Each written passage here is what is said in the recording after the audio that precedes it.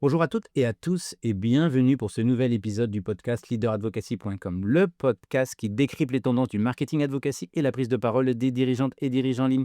Je suis Patrice Hilaire, conférencier et créateur du site leaderadvocacy.com et j'ai le plaisir d'accueillir ici en direct de Vivatech Quentin Adam, CEO de Clever Cloud. Bonjour Quentin. Bonjour Patrice. Eh ben écoute, merci. Alors, tu es le premier invité que j'accueille en direct de Vivatech. Je crois que c'est pas la première fois, hein, comme tu me l'as indiqué, que vous êtes présent aussi, vous. Non, on est présent tous les ans à Vivatech. C'est un moment qui est difficile, hein. C'est un salon qui est très très gros. Il est encore plus gros cette année que les autres années. Il fait chaud, il y a énormément de monde. La logistique est tendue tous les ans, mais tous les ans on fait beaucoup d'affaires et on rencontre des gens qu'on n'aurait pas rencontrés autrement. Donc c'est toujours un bon moment business pour nous, ouais. Alors, bah, pour nos auditeurs, effectivement, c'est, toujours, un moment particulier, pour la 10e année de Vivatech, d'être présent sur ce podcast. Alors ce qui m'intéressait effectivement aujourd'hui, c'était de te rencontrer parce qu'effectivement tu es nantais. Alors je crois que, voilà, tu bouges beaucoup, mais que tu es quand même, dans la région des Pays de la Loire aussi, puisque c'est aussi comme ça qu'on s'est rencontrés. Mais avant de commencer le podcast, je voudrais que tu nous expliques un petit peu quel est, qui tu es et quelle est ton entreprise? Donc je m'appelle Quentin Adam. À la base, je suis un développeur ingénieur en informatique. Et j'ai créé une boîte qui s'appelle Clever Cloud, donc je l'ai créée il y a une quinzaine d'années. Le but de Clever Cloud, c'est de faire le logiciel du cloud computing. En fait, les gens pensent souvent que le cloud computing, donc cette façon de manager des serveurs, c'est un sujet d'infrastructure. Mais si c'était le cas, AOL et Verizon dirigeraient le marché. C'est des boîtes de soft, Microsoft, Google, Amazon, qui sont à la tête du cloud computing. Parce qu'en fait, le cloud, c'est avant tout vendre du soft bundlelisé avec l'infrastructure, mais l'infrastructure n'est qu'une conséquence en fait de ce qu'on vend en logiciel. Et donc, il y a 15 ans, je me suis dit, on va faciliter la vie des développeurs, on va les rendre plus efficaces, plus heureux, parce que le développement et les processus automatisés, bah, c'est ce qui va donner aux entreprises la capacité à gagner et à être plus rapides. Et en fait, on a fait grossir cette boîte-là. Aujourd'hui, on a des grosses infras. Clever Cloud fonctionne soit sur nos infras, soit sur les infras des autres. Donc, soit les champions locaux, OVH, Scaleway, la Poste luxembourgeoise, Outscale, Cloud Temple, enfin, Data Center au Maroc, enfin, Maroc Data Center. On a énormément de partenaires locaux et on marche aussi sur les hyperscalers. Et sinon, on sait le faire fonctionner aussi ce qu'on appelle on-premises, c'est-à-dire dans les infrastructures du client local. C'est une boîte un peu particulière parce que nous, on n'a pas levé d'argent, très très peu en fait, en 2011, mais c'est tout. Et en fait, on s'est développé sur nos fonds propres et aujourd'hui, on a une centaine de personnes en Europe, une cinquantaine de personnes overseas. Et on continue à développer ce boulot-là, qui est comme d'habitude, rendre les développeurs plus efficaces, plus heureux, compresser les temps pour aller vers du logiciel qui fonctionne, sécuriser les données des utilisateurs et re-souverainiser dans l'ensemble des endroits du monde la capacité à prendre ses propres décisions du futur de ses données, de ses process, et pour finir, en fait, de la façon dont fonctionne la société. OK.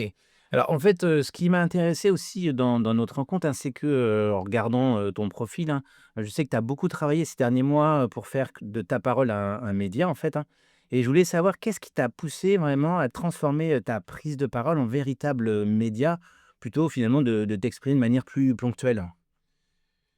En fait, si on regarde le développement business actuel, les gens deviennent des points de focalisation média fondamentales. Aujourd'hui, c'est le plus caricatural dessus, c'est Elon Musk. Elon Musk peut dire à peu près n'importe quoi, ça va se transformer en business. Et donc, il a une parole, il focalise, et je pense qu'en fait, il est important de créer des paroles. Alors, en plus, moi, j'ai une parole adverse à la sienne, donc je pense que c'est toujours intéressant. Et en fait, à la fin, l'audience est clé. Et c'est comme pour tout, j'ai beaucoup donné de conseils à des potes en politique. Heu, En politique, ce que je leur dis souvent, c'est: «Une élection, c'est avant tout de l'audience». Si vous n'êtes pas connu, vous n'êtes pas connu et les gens votent pour les gens qui connaissent, en fait. Et ben, en business, c'est la même chose. L'audience est clé et la question, c'est comment on va chercher de l'audience? Donc, il y a plusieurs façons d'obtenir de l'audience. On pourrait me voir en slip sur Instagram, mais j'avoue que je suis pas sûr que grand monde ait envie de voir ça. La meilleure Jamais, approche on sait jamais. Mais la meilleure approche, ça va être d'essayer de créer un discours cohérent et de dire: «On va donner différents moyens de consommation d'une ligne, globale, philosophique et business claire, dans lequel on explique ce qu'on essaie de faire chez Clever. Je pense qu'il est assez clair pour tout le monde aujourd'hui que j'ai pas créé cette boîte pour des raisons financières, hein, pour être très transparent avec tout le monde. On m'a proposé plusieurs fois quelques centaines de millions d'euros pour la boîte si jamais je raccrochais tout et je devenais américain. J'ai pas envie de devenir américain, c'est un secret pour personne. Je trouve que c'est pas une façon. J'ai pas envie de faire nation avec ces gens-là, voilà, pour être très clair. Et je pense que les valeurs humanistes de l'Europe sont importantes. Et donc, les gens qui travaillent chez Clever ou moi-même, on est des gens qui avons une vision globale de la société. Et je pense que la façon dont on travaille notre sujet est une prise de parole globale. Et pour moi, heu, en tant que, dirigeant, on se doit d'incarner ça parce que à l'heure des réseaux sociaux, parce qu'à l'heure du quart d'heure de célébrité, en fait, le nom est devenu quelque chose de focal et donc le gros enjeu, c'est de rester cohérent en permanence avec ce qu'on est et ce qu'on fait et c'est pour ça que j'essaye en général d'être cohérent avec moi-même, ça m'évite d'avoir à jouer un rôle. Mais alors justement, comment toi tu t'organises sur, ta prise de parole, on va dire personnelle et celle de ton entreprise? Est-ce que c'est la même chose? Est-ce qu'elles sont, de temps en temps, elles sont, on va dire, au même moment, sur des prismes différents? Comment toi tu organises ça justement? Alors, heu, pour moi, la prise de parole de l'entreprise et de la personne ne doivent pas être exactement la même. L'entreprise doit avoir des postures, alors déjà, c'est pas le même ton, pour commencer. Moi, j'ai un ton qui est le mien. On a essayé des fois de le transformer. Bon, il y a des choses qu'on a gommées de ma façon d'être, mais la réalité, c'est que je suis comme je suis et on n'arrivera pas à supprimer ça. Donc il faut plutôt s'en servir. Pour moi, l'entreprise doit avoir un autre ton, beaucoup plus corporate. Alors c'est parce que notre entreprise est très corporate. Ce qu'on fait chez Clever Cloud, c'est de la résilience, de la sécurité, de la garantie. On doit avoir un ton corporate. La façon dont on se présente doit être quelque chose qui met en confiance et qui se dit qu'on dépassionne. Donc le ton de l'entreprise doit être en cohérence avec l'image de marque et le métier qu'on fait. Parce que voilà, si on faisait, je sais pas, des cookies, on pourrait se permettre d'avoir un ton complètement différent. Parce que ce que t'attends d'une brand de cookies, c'est, soit de l'authenticité, soit de la jeunesse, soit et cetera. Ce que tu attends d'une boîte de cloud computing, c'est du sérieux, du professionnalisme, de la résilience et de la permanence de la communication. Et donc c'est ce qu'on a comme ton. Moi, mon ton est un peu plus libre, c'est le mien et donc les 2 tons sont séparés. Pour éviter de se marcher dessus, on essaie de coordonner globalement la directrice marketing chez nous est capable de m'empêcher de poster ou de délayer un post. On essaie d'avoir un planning commun et quand on doit parler d'un sujet, on va essayer d'avoir un planning fait en commun où en général, c'est moi qui vais donner mon ton, ou qui vais publier des choses en interne, mais le réel calendrier de publication et la mise en œuvre de publication va souvent être fait par les équipes pour éviter que ce soit ingérable et bordélique et des fois, ils vont aussi retravailler légèrement ce que je dis parce que le premier jet est jamais le bon, quoi. OK.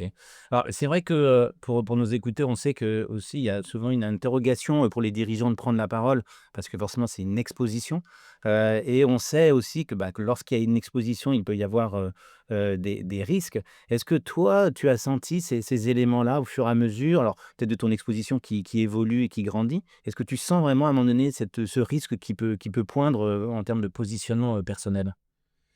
Alors la 1re pour moi, le 1er élément de risque, il est clair, c'est le moment où on dit le mot de trop, on fait la une faute de quart. Ce qui peut arriver, soit une faute de quart, réelle, c'est-à-dire il y a des gens, des fois, ils disent des dingueries, des trucs qu'il ne faudrait pas dire, soit une mauvaise expression. La mauvaise exp la mauvaise façon de dire quelque chose qui est mal interprétée. Si si ta prise de communication, elle est permanente, régulière et que ta ligne de conduite est claire, une faute d'expression va facilement être pardonnée parce qu'elle est facile à corroborer avec le reste de ta prise de position. Et donc, il n'y aura pas de conséquences graves à avoir dit le mauvais mot si la pensée n'est pas rectiligne. Après, enfin, c'est comme tout. Quand Elon Musk fait un salut nazi, il peut dire ce qu'il veut, on sait tous que c'est un salut nazi. Si, demain matin, moi, je lève le bras à la mauvaise inclinaison en faisant pas attention, personne ne pourra, enfin, ce serait tellement pas en cohérence avec le reste de ma communication et de ce que je suis et de ce que j'ai fait dans ma vie que si je m'excuse derrière, tout le monde sera évidemment capable de comprendre que ce n'était pas un salut nazi. Et voilà, pourtant je fais attention à ce que je fais. Mais ce que je veux dire par là, c'est la cohérence, elle est importante dans la prise de risque et la faute de quart. La deuxième chose, c'est l'exposition. À partir du moment où on communique énormément et où on se met à incarner des choses, et ça, c'est non seulement de la communication, mais c'est ce qu'on fait. Et là, en fait, moi, c'est le fait qu'en fait, hormis travailler dans la vie, bah, je travaille, quoi, c'est vraiment ça. Euh, euh, on va être reconnu, les gens vont savoir qui on est. C'est-à-dire que, enfin, c'est très con, hein, mais si je sors danser dans Paris, les gens savent qui je suis. Et donc, ça veut dire qu'en public, on ne peut pas déconner. Mais c'est juste une conformité globale. Et après, la question, c'est qu'est-ce que tu es capable d'assumer ou de ne pas assumer. Moi, il y a quelques années, dans des affaires publiques un peu compliquées, on faisait condamner des GAFAM. Il y a des GAFAM qui ont essayé de me faire chanter sur un truc. En disant, mais ça, si on n'est pas d'accord, enfin, si, si, si, si, si tu te rétractes pas là-dessus, on va faire fuiter ça. Ouais, allez-y, les gars. Moi, j'assume ça. Et donc, en fait, ton problème, il est toujours le même. C'est est-ce que tu es prêt à assumer la plupart des choses que tu fais dans ta vie? Et donc, pour moi, l'exposition, elle est là. Mais c'est vrai que si vous êtes dans une théorie vivons heureux, vivons cachés, l'exposition va apporter la communication, elle est dangereuse parce que ça va être dur pour vous. Et dans ces cas-là, il vaut mieux essayer de la transmettre sur un personnage. Si je vous donne un parallèle avec des exemples monstrueux de communication, c'est les Daft Punk. Les Daft Punk sont des gens dont vous n'avez pas vu le visage. Ils allaient chercher leur pain à la boulangerie. Personne ne savait qui était Thomas Bangalter. Enfin, c'était extrêmement tranquille. C'est des gens qui n'avaient pas envie d'être consommés par ça. Pendant très longtemps, Lady Gaga. Lady Gaga était tellement travaillée d'un point de vue esthétique quand elle était en scène, que ce soit en termes de make-up, de machin, que en fait, quand elle était out au Starbucks, elle ne ressemblait pas à Lady Gaga et elle n'était pas. Ça a changé quand elle a fait son album de country et où elle a décidé de se mettre au naturel parce qu'elle a décidé de prendre ça en plus. Et d'ailleurs, elle en a parlé de ce fait-là. Et donc, si à un moment donné, vous avez, pas vous avez envie de vous distancier de ça, bah vous créez un personnage, vous l'alimentez. Ça peut être des choses très simples, hein. Ça peut être un costume que vous mettez tout le temps. Ça peut être, voilà, ça peut être créer plutôt une prise de parole de la société ou d'un pseudo que d'autres choses. Il y a des gens qui sont connus pour leur pseudo et pas pour eux tels qu'ils sont.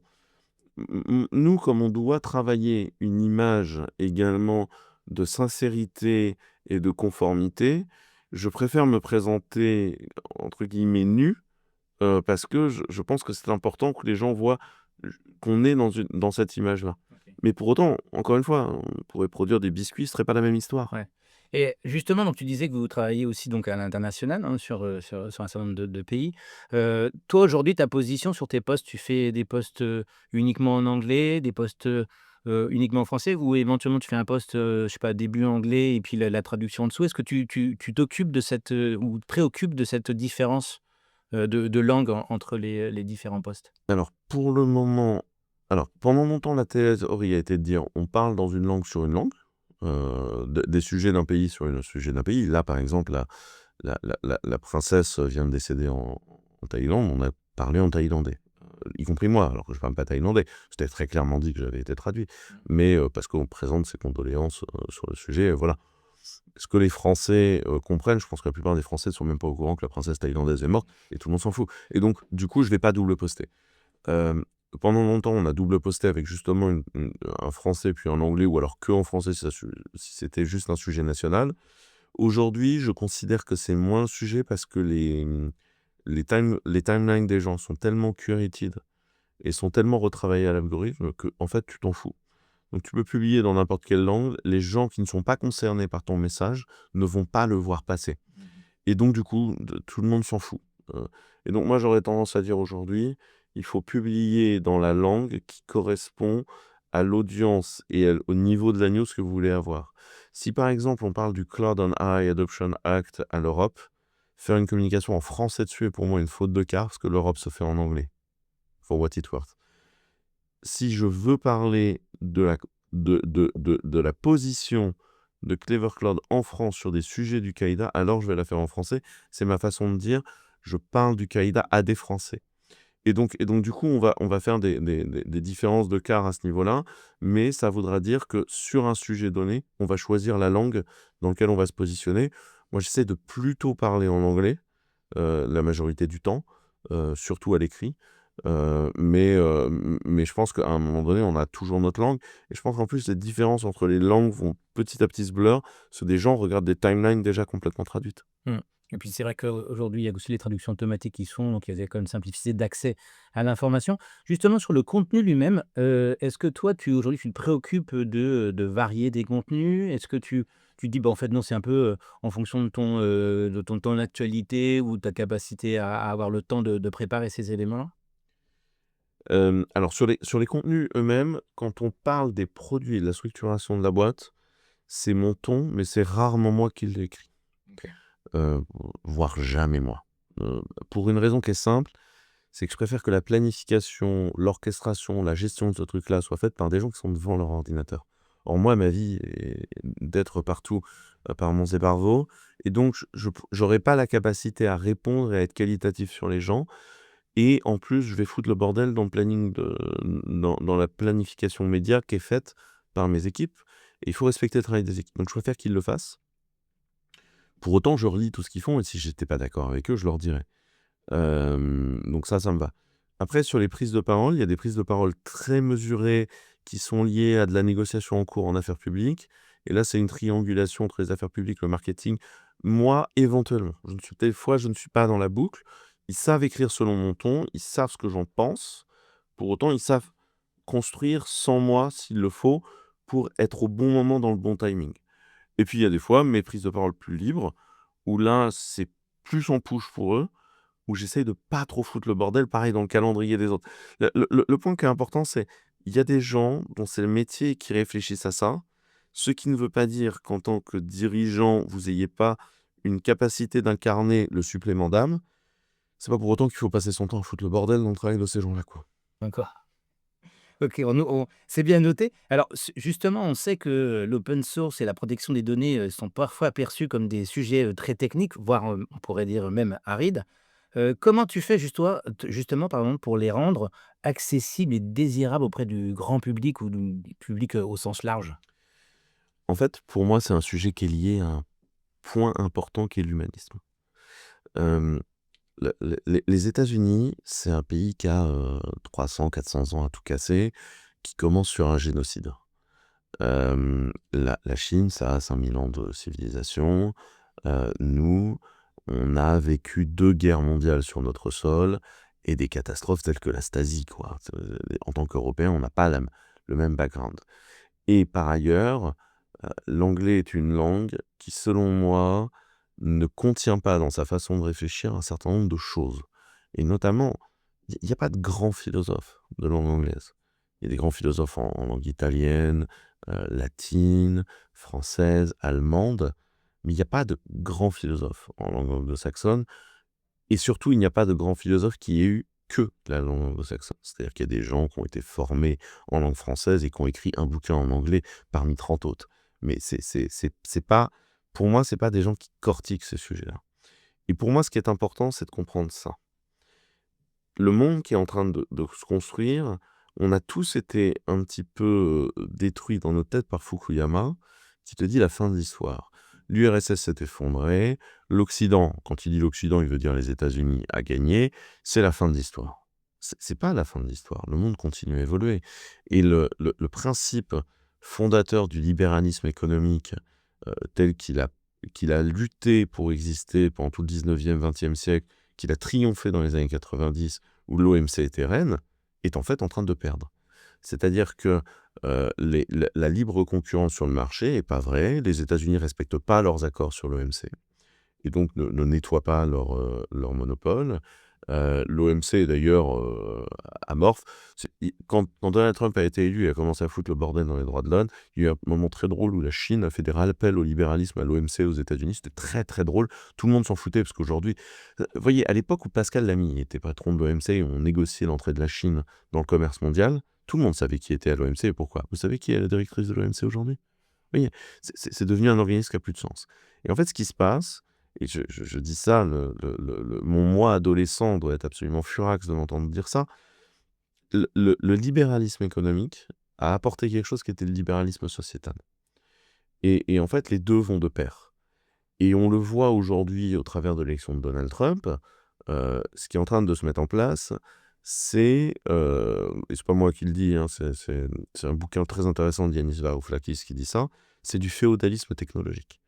Et donc, on est sur un monde moins libéral. Je rappelle que le président des États-Unis a fait, avant d'être élu, des blagues comme quoi ce serait la dernière élection, et depuis a remis en cause plusieurs fois la, la, la, la pertinence de la tenue des élections. Imaginez 2 minutes le président de la République française qui fait des blagues sur la pertinence d'avoir une élection le concernant. Enfin, vous imaginez combien de pays seraient affiliés à ça. Et là, ça passe relativement bien aux États-Unis parce qu'en fait, sans libéralisme économique, le libéralisme sociétal est en train de s'effondrer. Donc les droits des minorités s'effondrent au passage, les droits de la justice s'effondrent. Enfin, on est quand même en train d'assister aux États-Unis à une justice où un mec qui dirige l'État est en train de faire un deal avec lui-même aux impôts. Enfin, c'est complètement fou, quoi. C'est-à-dire, c'est la fin des principes fondateurs de la liberté telle qu'on les entend. Et derrière l'open source et la protection des données, il y a quoi? Il y a cette notion des valeurs humanistes. Le siècle des Lumières européen. Et ça, c'est des valeurs qu'on doit retrouver dans le digital. Parce que le digital, ce sont les machines-outils de la pensée. Et si on n'est pas capable à un moment donné de transmettre dans le digital cette force-là des machines-outils de la pensée pour en faire nos machines-outils de l'humanisme, eh ben on aura un problème. Parce que le monde va sombrer dans un nouveau Moyen-Âge cataclysmique d'une pensée aride et sèche dans lequel les gens vont souffrir.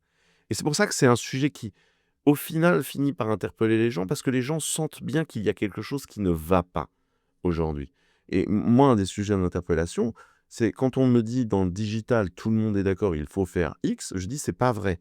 Le digital devrait être un sujet politique, ça devrait être un sujet de bataille, ça devrait être un ministère régalien et ça devrait être un sujet de débat. Je ne comprends pas qu'on soit capable de passer notre vie à parler de l'âge de départ à la retraite, mais que par contre, le digital, qui est la façon dont on gagne notre vie, dont on se rencontre, dont on communique avec nos proches, dont on a une sexualité, dont on élève nos enfants, dont on apprend des choses, dont les news sont supportées, le support de la démocratie dans une élection, la façon dont on fait les guerres, la totalité des choses passe par le digital, et ça ne devrait pas être un débat.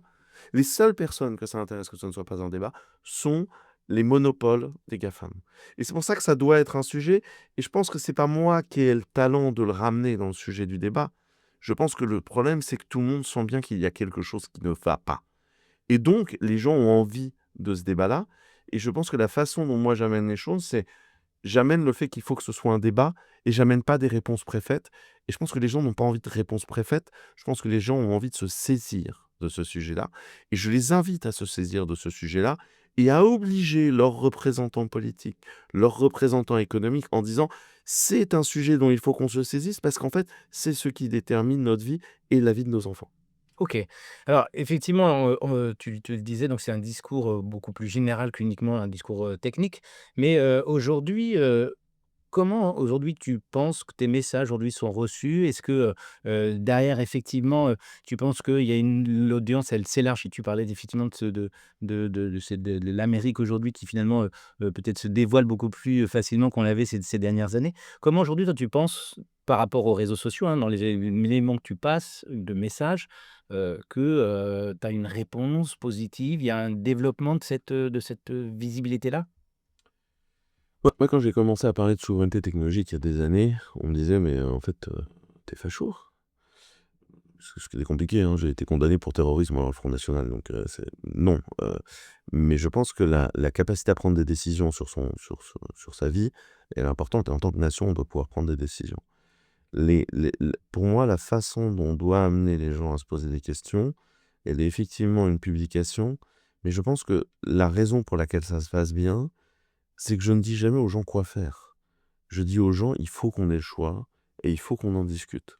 Et je pense que ça, c'est important et ça crée un élargissement de la base parce que, quelque part, je pense que beaucoup de gens sont dérangés de ne pas avoir leur mot à dire là-dessus, parce qu'ils sont conscients que c'est un choix qui leur est imposé et personne n'a envie qu'on leur impose des choix.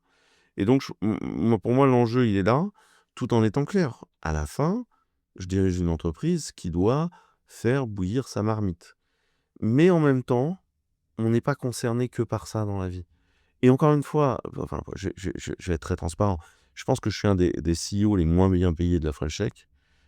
Et la plupart des gens qui sont chez moi, si ce n'est tous, auraient eu un meilleur salaire ailleurs. Les gens qui sont là parce qu'on a une cohérence d'ensemble de pourquoi on fait ça. Et cette cohérence d'ensemble, on va la retrouver dans notre communication. Et je pense que cette sincérité, cette préoccupation intéresse les gens. Et les gens peuvent se positionner pour ou contre, mais de toute façon l'apprécier.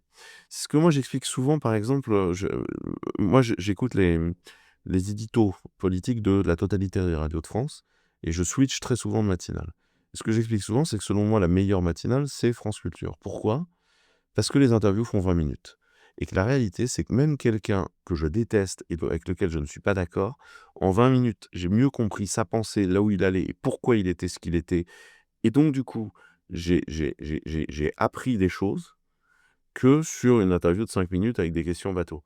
Et je pense que le point, il est vraiment là. C'est les gens vont préférer ne pas être d'accord avec moi, mais avoir le supplément de sincérité et d'information que je vais leur offrir. OK. Alors, en fait, pour revenir aux réseaux sociaux, effectivement, on est sur comme je disais tout à l'heure, on est sur Vivatech. On sait très bien que l'IA est donc très présente. Heu, Comment toi, tu vois justement, évoluer le rôle de leader, les prises de parole, porte-voix des leaders sur les réseaux sociaux dans les années à venir? Moi, je pense que déjà, il y a 2 types de leaders et c'est très important. Il y a, les patrons actionnaires de leur boîte qui, en fait, font ce qu'ils veulent, ils sont chez eux. Elon Musk en fait partie, Octave Klaba en fait partie, Xavier Niel, qui est très bon sur les réseaux sociaux, en fait partie et à mon modeste niveau, j'en fais partie, en fait. Moi, à la fin, vous pouvez avoir une discussion avec le conseil d'administration de Clever, hein, il y a moi. Donc, ce sera très simple, hein, comme, situation. Hem Et il y a une situation qui est beaucoup plus compliquée pour, un administrateur nommé par les actionnaires. Parce que sa légitimité est pas la même et donc sa capacité à prendre des positions est pas la même. Donc je pense qu'il y a un sujet ici de gens qui doivent être capables de négocier un mandat communicatif beaucoup plus fort quand ils sont nommés, parce qu'à un moment, ils peuvent le faire et il y a des succès. Si on prend, un truc très simple. Vous prenez le délégué général de la French Tech Lille. Il apparaît très au-dessus des autres. Pourquoi? Parce qu'en fait, il a pris son mandat de communication, il est à la télé toutes les semaines. C'est quelqu'un qui a une grosse vision, Sam Damiani. Parce que cette capacité-là, en fait, il se l'est auto-attribuée et je pense qu'on va vers quelque chose où il faut, à un moment donné, quand on dirige, aussi faire le service après-vente de ses décisions et donc sa direction étant en service après-vente derrière. Effectivement, ça veut dire qu'il faut être capable de resigner tout ce qu'on a dit et donc de l'assumer en public. Et donc, ça veut dire une prise de position forte. Et c'est vrai que là-dessus, ça demande la mise en place de la négociation quelque part d'un mandat communicationnel systématique avec les gens. Ce qui veut dire aussi un investissement. Parce que bah, ton chef d'entreprise, il a plus d'audience à un moment que ta propre boîte. Et donc, comment tu fais pour te séparer d'un dirigeant avec lequel tu es plus d'accord, si en fait il a l'audience de la boîte. Des vrais sujets comme ça, qui sont pour moi des sujets très compliqués et j'aimerais pas être dans la peau des gens qui doivent le gérer. Ouais. Bah, c'est les questions en permanence qu'on a effectivement quand on accompagne, des dirigeants, c'est cette capacité à avoir, une autonomie. Mais on a le cas aussi sur, on en parlait avant cet enregistrement sur les collaborateurs. Parce qu'aujourd'hui, ben, on travaille aussi à ce que, les collaborateurs prennent de plus en plus la parole et développent aussi et finalement, il y a certaines entreprises qui se posent la question en disant: «Mais si le collaborateur part, qu'est-ce que devient en fait tout le travail que j'ai fait autour de ce collaborateur-là?» Et on sait quand même que, à partir du moment où on accompagne, on permet d'évoluer de manière correcte son collaborateur, il a quand même plus de chances de rester. Alors tu disais toi qu'il est resté aussi pour une autre philosophie, mais c'est aussi important de rappeler ces éléments-là, quoi. Mais c'est vrai et nous, c'est un truc qui nous est arrivé plusieurs fois dans notre vie. Il y a des gens qui sont partis et ça nous a fait mal en communication parce qu'on les avait beaucoup, fait grandir, en fait, en communication et on les avait entraînés, mais on leur avait donné de l'audience. Pour moi, c'est un peu l'enjeu. Vous voyez Donald Trump et le compte POTUS? Sur Twitter, vous avez Real Donald Trump et vous avez le compte POTUS. Et ils ont réussi à finir à la fin par faire le distinguo, parce que Potius qui tweet les conneries de Donald, enfin, c'était pas possible, quoi. Et donc, on a dit à Donald, bah, tu gardes ton compte, et de l'autre côté, on va avoir des gens qui gèrent le compte Potius. Sauf qu'en fait, c'est Donald Trump qui a l'audience.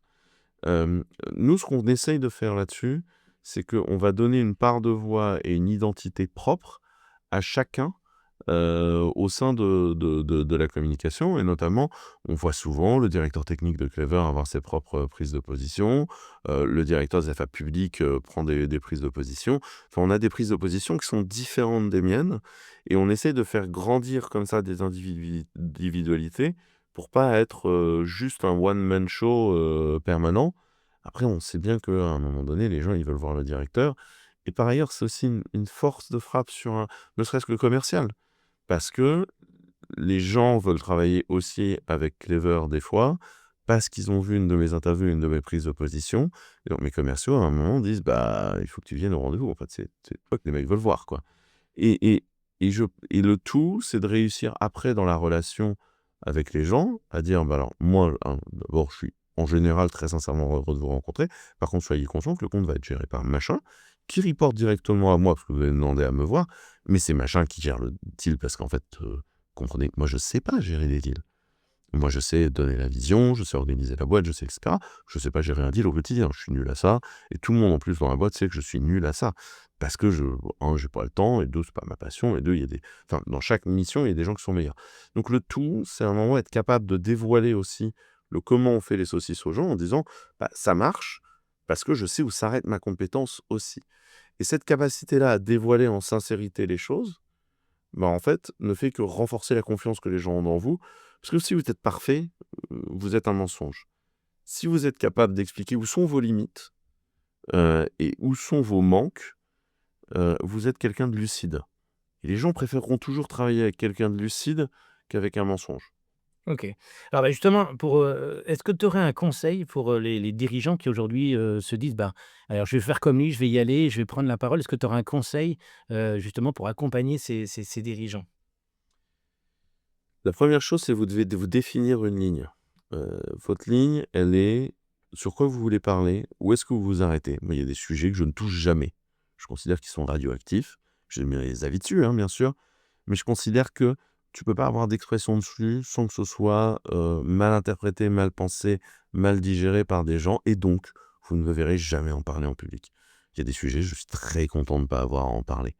Voilà. Donc, c'est quelle est votre ligne? Où est-ce que vous voulez vous arrêter? Comment vous créez de la sincérité et comment vous créez un personnage global? Une fois qu'il y a ça, c'est un travail. C'est-à-dire que la communication, c'est tous les jours, hein. Et donc, ne pensez pas que vous allez faire ça en plus du reste. En tant que dirigeant, c'est une partie non négligeable de votre boulot. Je vous l'ai dit, hein, Clever, c'est 150 personnes, hein. Ce qui signifie que le dirigeant, en fait, il a le temps de bosser. Et il ne faut pas hésiter à vous outiller et à vous entourer. Euh, les podcasts sont jamais montés par moi, j'ai autre chose à faire de ma vie et je suis pas bon à ça. La relecture de mes posts, le calendrier des posts, etc., c'est géré par des équipes qui font ça. Le fait de pas faire de faute de quart en affaires publiques, il y a une personne qui est en charge de ça. Outillez-vous et vous devez considérer que vous devenez aussi l'outil des autres. C'est comme ça que sont tous les grands politiques. Les grands politiques sont les outils des autres.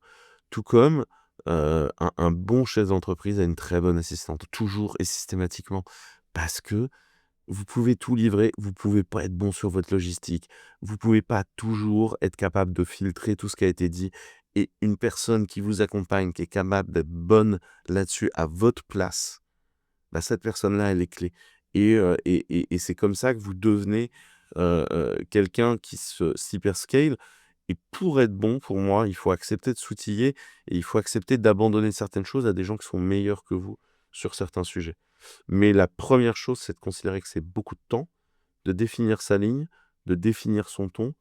Et vous pouvez tâtonner en le faisant, mais ça va de toute façon vous prendre du temps et empiéter sur qui vous êtes parce que ça vous oblige à vous dévoiler au moins partiellement. OK.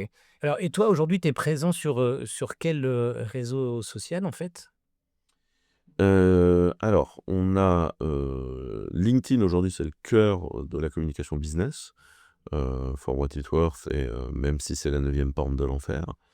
Il y a une grosse communication sur X, même si l'interaction sur X est devenue beaucoup moins drôle qu'elle a été et je regrette quelque part le Twitter d'il y a 15 ans qui était un endroit drôle où voilà, on publie, on fournit également du contenu sur Mastodon slash Blue Sky, où les communautés sont plus réduites, mais plus sincères. C'est un peu les early adopters d'il y a 15 ans, mais je trouve que l'énergie est pas la même et ça dépend des jours et c'est compliqué. J'essaie de créer un contenu propre sur Thread. J'y suis pas successful, mais j'essaie de créer un contenu propre à Thread sur Thread. Vous me retrouverez également sur TikTok. On a tendance à recouper des vidéos pour envoyer. Et là, c'est plutôt de l'acquisition de gens qu'on fait sur TikTok, qui va avec les contenus qu'on fait sur YouTube, soit dans X podcast ou vidéo, soit à travers la chaîne Clever Cloud, où on a le message à caractère informatique, qui est le podcast de Clever. Mais j'ai également une chaîne à moi dans laquelle on va retrouver plusieurs choses. On a les Open Voices, qui sont moi qui vais faire des interviews de leaders technologiques européens en anglais. Ou alors les bonnes choses du numérique, qui sont plutôt des espèces d'open table assez longs, où on discute de choses assez fondamentales. Le dernier qu'on a fait était avec Benjamin Bayard, où je l'ai enregistré parce que je pense que la vision d'Internet et des libertés d'Internet de Benjamin Bayard est très importante et je voulais qu'on ait un format long pour que le contenu et l'expérience de Benjamin Bayard puissent être transmis en entier, parce que selon moi, c'est une des personnes les plus admirables qui soit sur la façon de considérer comment devrait être Internet. Et donc sur TikTok, on va retrouver ça et on a Instagram qui est un endroit plus où je poste plus tout seul et on peut un peu me suivre, je vais poster des fois, mon dîner ou, l'heure à laquelle je me suis levé le matin parce que, enfin, les gens ont l'impression que c'est très glamour, mon rythme de vie. Mon rythme de vie n'est pas glamour du tout. Mon rythme de vie inclut souvent de se lever à 3h30 du matin. 3h30 du matin, selon moi, c'est une heure à laquelle arriver en soirée. C'est pas une heure à laquelle se lever, voilà. Et donc, des fois, j'essaie de faire ressentir un peu le comment on fait les saucisses sur Insta, mais c'est parce que j'ai beaucoup moins de followers sur Insta et que c'est moins ça. Mais donc, du coup, c'est un peu plus drôle. Peut-être c'est l'endroit où il y a le moins de maîtrise de communication et où il y a le plus de choses perso. Je vais aussi publier de la musique, des choses comme ça là-dessus. OK. Alors on arrive à la fin de cette, Et bien sûr, mon blog, hein, je veux bien sûr oui, oui, oui. oublier de dire mes blogs Parce sur qu'on mon. mettra, les éléments, dans les notes de l'émission. Alors on arrive, Et pour être sincère, je suis en train de préparer ah, une espèce de grosse mise à jour de mon site perso avec beaucoup d'IA, un nouveau format, une façon de pouvoir zoomer sur mes différentes prises de parole, de mettre en relation les choses sur un même sujet. Enfin, j'ai un gros boulot d'accord, dessus intéressant. qui va devenir une sorte de galaxie de ce que j'essaye de raconter au quotidien. Eh ben, on va suivre ça. C'est de tu sais à peu près quand tu mettras? Là, dans l'été, ce sera à jour. Eh ben, donc on va suivre ça, on le mettra en avant. Alors on arrive effectivement à la fin de cette émission comme je le disais et il est tradition, de demander, aux invités de nous donner, des partager des noms de personnes qui pour lui ou pour elle sont importantes à suivre et donc, bah, écoute effectivement, est-ce que tu peux nous partager, ces quelques noms? Alors évidemment, ce que fait Benjamin Bayard, mais Benjamin Bayard ne s'exprime pas énormément, donc c'est sur le juridique là-dessus. Dans les députés français, il y a quand même quelqu'un qui se bat pour nous en permanence, qui est Philippe Latombe et c'est toujours important de suivre, ce que fait, Philippe Latombe parce que c'est celui qui va souvent servir de canari, sur, les sujets qui sont, selon nous, des menaces. En technologie, je suis énormément de gens. En ce moment, en développeur expérience, je pense que les équipes de Claude Code sont extraordinaires et Boris est extraordinaire à suivre. Ce que je fais en revanche, c'est je suis également, des comptes qui agrègent un peu ça, des comptes comme Beersteak et compagnie, qui vont, ramener de la news et j'avoue que j'ai tendance à demander à l'IA de pré-processer ma timeline pour me renvoyer, l'essentiel, des contenus et après, je suivais beaucoup des gens comme Edgar Morin qui malheureusement nous a quittés, et qui était pour moi une vraie source d'inspiration et surtout ce que moi j'aurais tendance à vous dire, c'est: il faut briser une logique aujourd'hui qui veut te dire que si on écoute ou qu'on suit quelqu'un, on est 100 d'accord avec et qu'on adhère à son fan club. J'écoute essentiellement les gens avec qui je suis pas d'accord. Parce que c'est ces gens-là qui m'enrichissent. Et donc, moi j'aurais tendance à vous dire que sur un sujet donné, allez écouter les gens avec qui vous n'êtes pas en accord. C'est ce que je vous disais, tout à l'heure. Moi, j'écoute tous les matins la totalité des chroniques politiques de la totalité des radios de France. Pourquoi? Parce que c'est très important de comprendre ce qui se passe dans la société et vous désindexer de votre bulle. Le problème majeur qu'on a aujourd'hui, c'est que les gens sont dans des bulles informationnelles et deviennent fous là-dedans. Et je me souviens, il y a pas très longtemps, j'ai une de mes salariées qu'on a agressé une autre. Là, il y a une de mes salariées qui avait été achetée Harry Potter. Et j'ai une autre salariée qui l'agresse, en disant: «Mais puisque c'est comme ça, enfin, c'est inacceptable» et cetera. Et en fait, pourquoi? Parce que J.K. Rowling est transphobe. Ce qui est vrai, J.K. Rowling est transphobe. Mais en fait, il y a très peu de gens qui sont pas au courant. Pour beaucoup de gens, J.K. Rowling, c'est quelqu'un qui a écrit Harry Potter. Et c'est des gens qui sont tellement dans des bulles informationnelles qu'ils sont pas capables de se rendre compte qu'il y avait absolument aucune malice chez ces gens-là. Notre capacité à comprendre les autres, elle est ce qu'elle est. Et du coup, ce que j'aurais tendance à dire, c'est: vous devez absolument, désolé pour les auditeurs qui viennent d'entendre mon téléphone tomber par terre, ça devait être très dur dans les oreilles. Euh, il faut que vous soyez capable, je pense, au maximum de sortir de votre bulle et de vous ouvrir, parce qu'en fait, c'est ça notre enjeu à tous, c'est d'être capable de nous comprendre les uns les autres. On est 9 milliards sur Terre, et il faut qu'on soit capable de vivre les uns à côté des autres. Et donc, pour moi, mon plus grand conseil, c'est accepter l'altérité. Et l'altérité veut pas dire qu'on est d'accord avec les gens, mais à un moment donné, la vraie capacité à vivre ensemble, c'est vivre avec des gens qui sont différents de vous. Bah, merci beaucoup Quentin de cette conclusion. Heu, Merci à nos auditeurs de nous avoir suivis. Effectivement, on laissera le portable pour que, les gens pensent bien qu'il y a pas de montage dans cette émission. Pour nos auditeurs, n'hésitez pas à partager, ce podcast auprès d'un ou d'une amie. N'hésitez pas aussi à noter, sur les plateformes de streaming, pour, partager cet élément-là. On a été, encore une fois, vous êtes habitués, hein, toujours des discussions particulières avec Vivatech. Donc on est dans un endroit un peu bruyant, mais en tout cas, on espère que, tous les éléments seront audibles et se retrouve, dans 15 jours pour encore une belle rencontre. Merci Quentin. Merci beaucoup, Patrice.